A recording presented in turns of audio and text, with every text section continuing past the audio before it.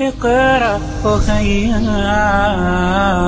ورتل القرآن اصبح يا طالب العلم، إن لم تر للعلم أثرا في قلبك، وإن لم تجد للعلم أثرا في عبادتك، في معاملتك لعموم المسلمين، فأعد النظر في طلبك وانظر في حالك، فإن العلم النافع الصحيح إذا أخذ بالطريق الصحيح لا بد أن يكون له أثر صحيح.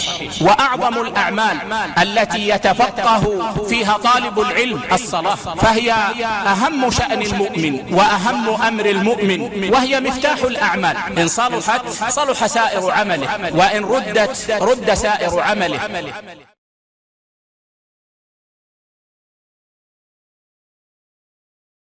اقرأ أخيا ورتل القرآن اسمح بصوتك.